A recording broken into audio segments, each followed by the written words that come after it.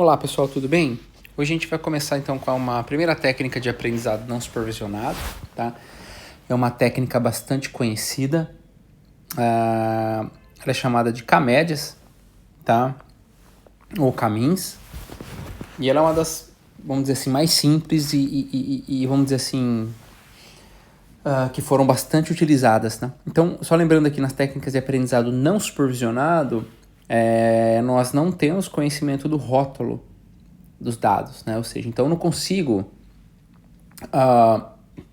utilizar um algoritmo que para treinar eu tenha conhecimento, por exemplo, da classe das amostras, né? Como a gente aprendeu até agora com redes neurais, os regressores, com SVM, tá?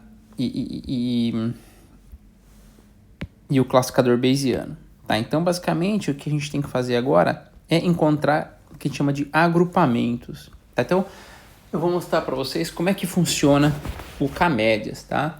O K-médias ele é bastante simples. Então, imagina o seguinte, ó. De novo, eu tenho uma situação, né? Onde eu não tenho o rótulo das classes, tá?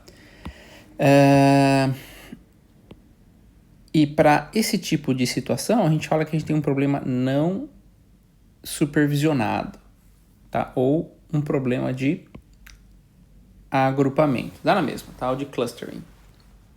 Então, basicamente, o que acontece, né?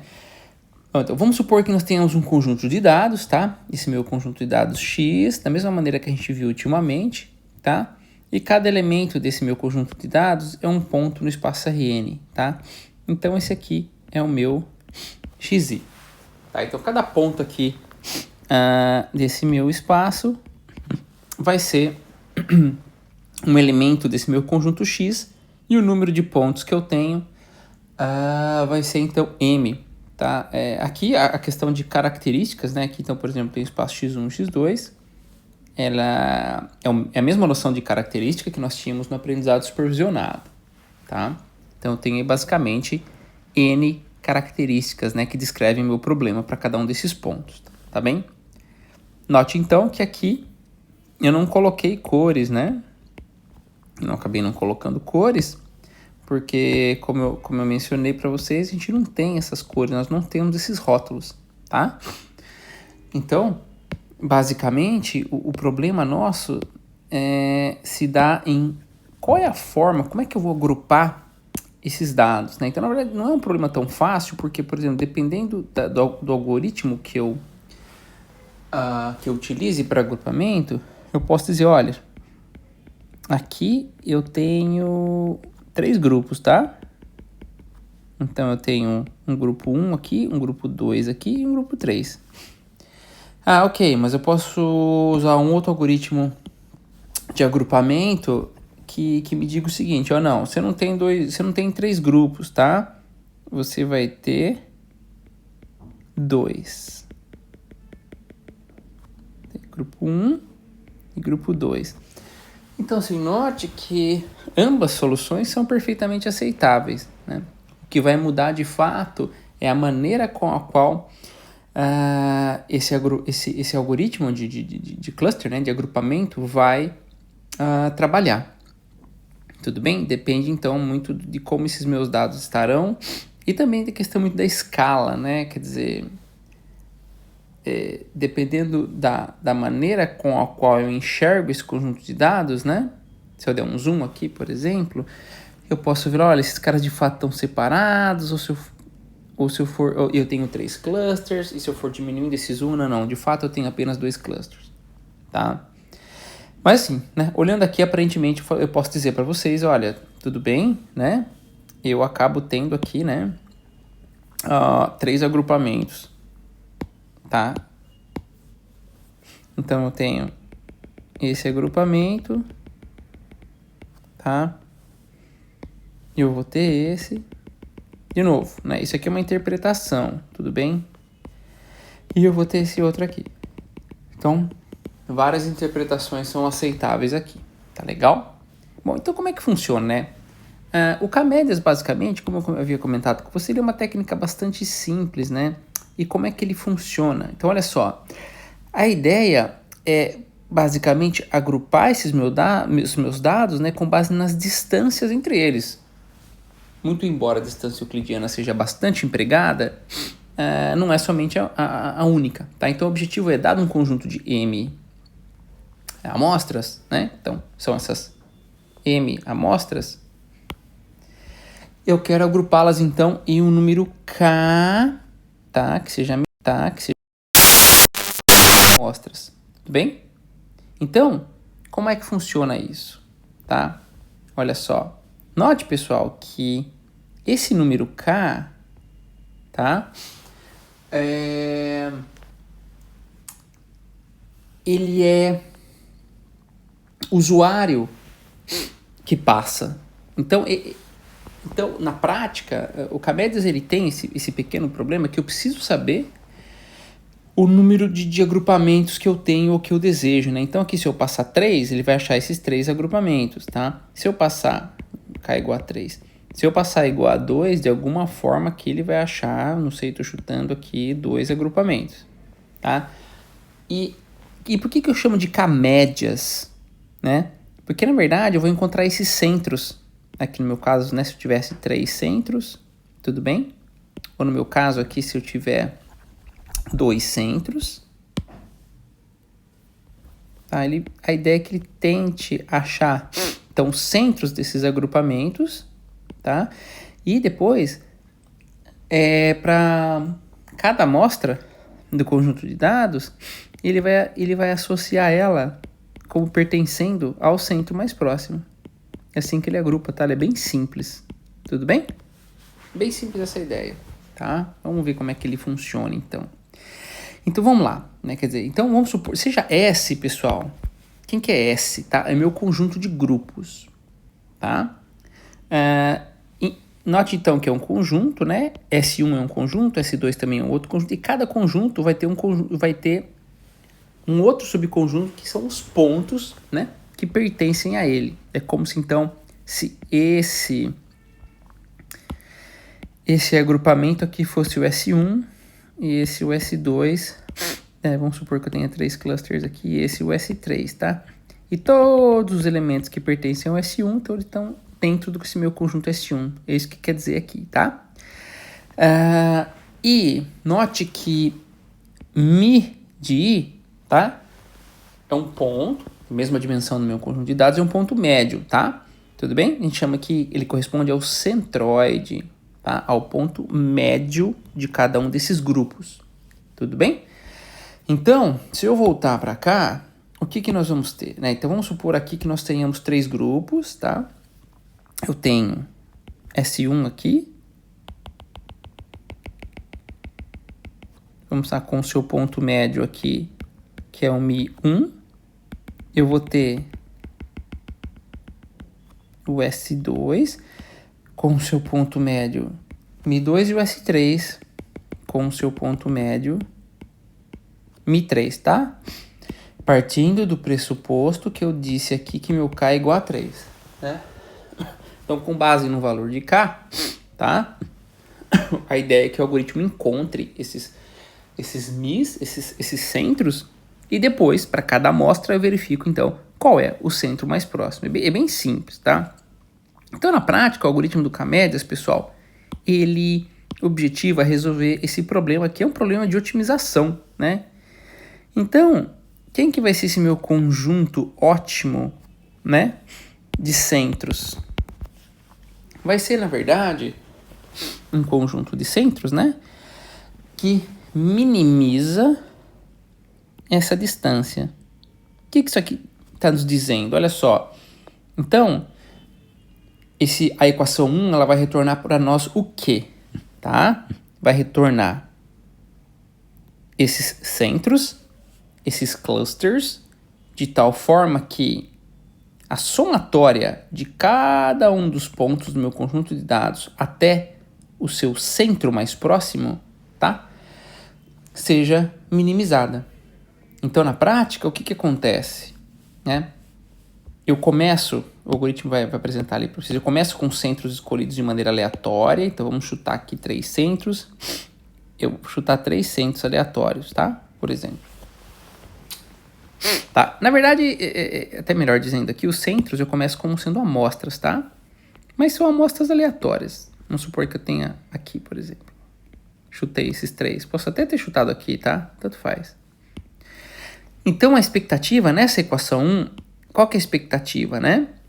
É que, como eu quero minimizar a distância de cada amostra ao centro, tá vendo que a distância dessa amostra ao centro mais próximo vai estar muito grande? Então, se eu trouxer, tá? Esse centro mais para cá,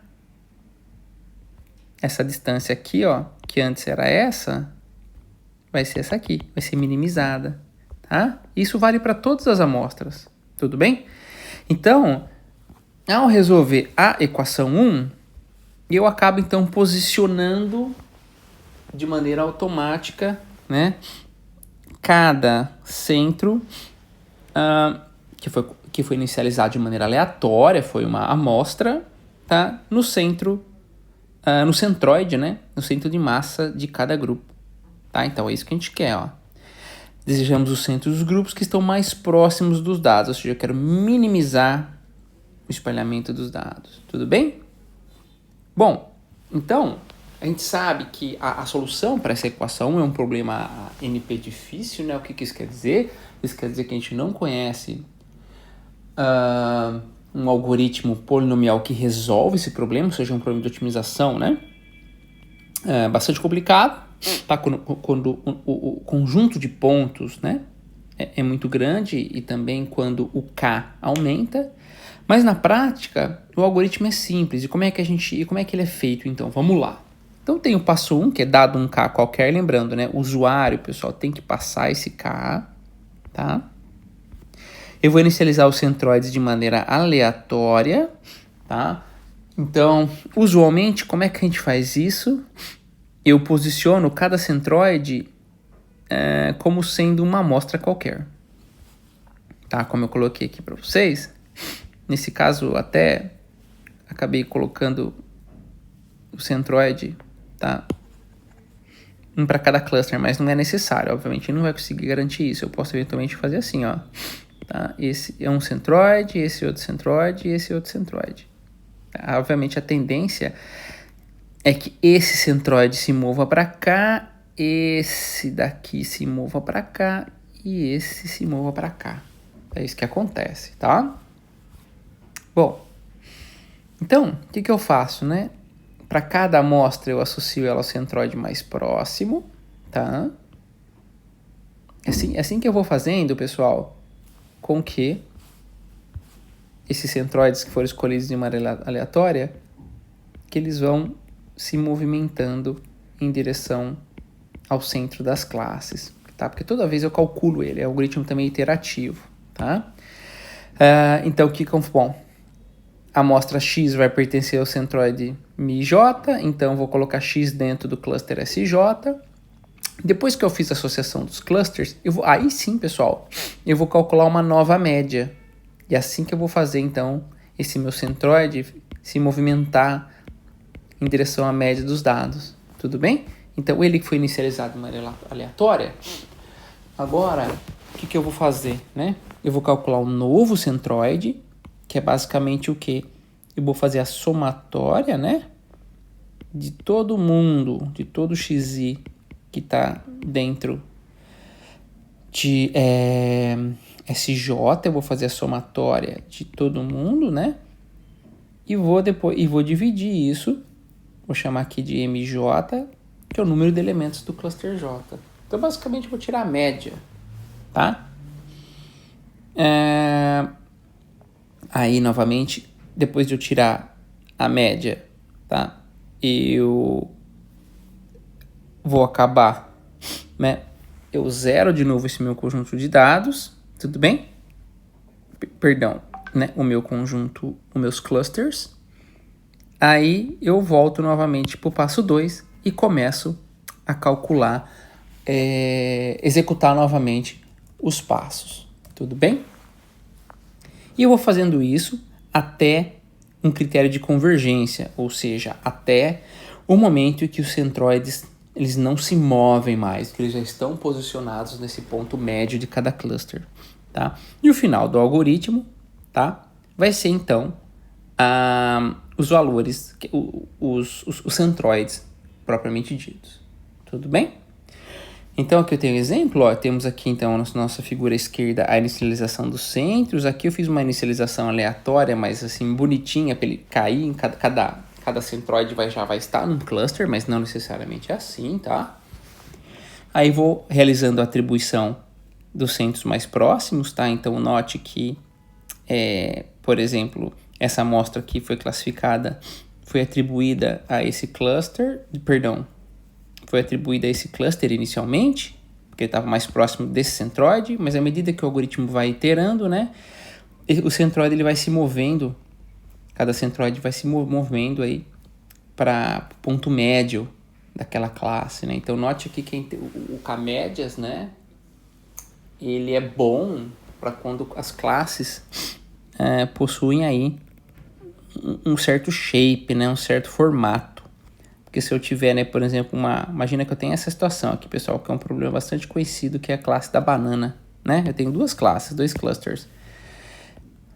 Assim, ó, olha só, isso é um problema bem complexo, né? Eu tenho só dois clusters, tá? Imagina eu botar um K igual a 2 aqui, ó. Como é que vai ficar o K-médias nesse sentido, né? Ele pode até achar um centro aqui. Mas e o centro de massa dessa classe, né? Vai ficar bem complicado aqui, porque na hora que eu for fazer a média de todo mundo, provavelmente pode ser que vai dar um ponto fora dessa área azul. Tá? Então, o K-médias ele é simples, mas quando as classes têm um shape, um formato meio complicado, tá? Ele não é adequado. Tá legal, pessoal? Mas na maioria das situações ele funciona bem, tá? Então, aqui quais são alguns pontos importantes pra gente finalizar, tá? Primeiro, qual é o valor de K, tá? Muitas vezes a gente não sabe o valor de K e o que a gente faz, né? Eu posso, por exemplo, fazer um algoritmo, aqui é meu conjunto de dados, tá?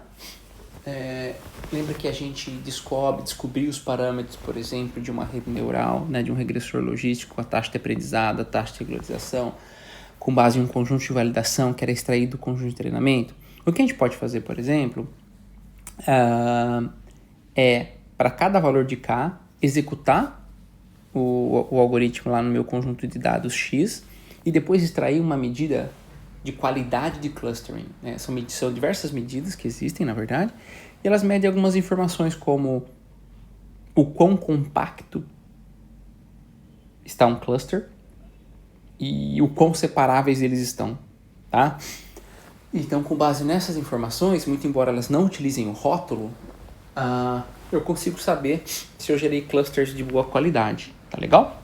Então, eu posso então escolher um range de K e executar o algoritmo de K-médias para cada um desses valores do K, calcular alguma dessas medidas de qualidade e escolher o valor de K, então, que me retorna o melhor resultado, tá? Como eu disse para vocês, né?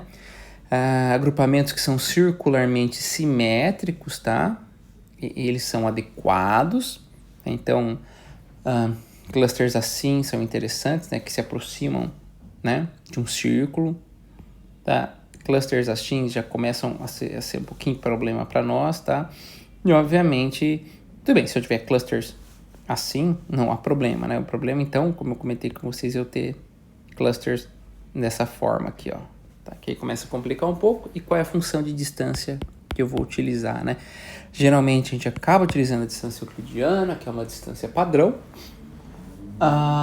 mas eventualmente isso aí vai acabar dependendo do tipo de características que eu tenho. Se eu quiser isso para um espaço não euclidiano, né, um espaço riemanniano, por exemplo, um espaço esférico, tá? Eu posso então utilizar distâncias geodésicas, por exemplo. Tem várias informações. Nesse ponto, o K-médias ele é bastante flexível, né, e permite a gente então usar diferentes abordagens. Tudo bem? Então, pessoal, essa aqui é a aula do K-médias, que eu comentei com vocês. Ele é um algoritmo bem simples, tá? Ele já foi muito utilizado, ainda hoje é utilizado, tá? Então, basicamente, eu escolho os clusters, dado um valor de K, né? Escolho os clusters de maneira aleatória, que são os pontos do espaço, tá? E depois eu vou, então, a ideia é minimizar essa equação 1, né? E depois associo cada amostra X ao seu centroide mais próximo, tá? E vou atualizando esses clusters. Existe uma variante, pessoal, do K-médias, que é o chamado, né, K-medoides. A única diferença entre eles é que no caso do K-medoides, o Mi, né, o MI, o ponto médio, obrigatoriamente tem que ser uma amostra, né? Porque note que no K-médias, o ponto médio, tá, não necessariamente vai ser uma amostra, vai ser um outro ponto qualquer que eu criei no espaço. No caso do K-medoides, geralmente o que a gente faz é, depois que eu crio esse ponto médio, eu vou lá e descubro qual é a amostra mais próxima desse ponto médio e, de fato, então, ela acaba virando o ponto médio. Tá? Então, a única diferença do K-medoides é que os pontos médios do K-medoides, de fato, são pontos, são amostras, né, do meu conjunto de dados de treinamento, enquanto que no K-médias isso não necessariamente acontece. Tá legal, pessoal?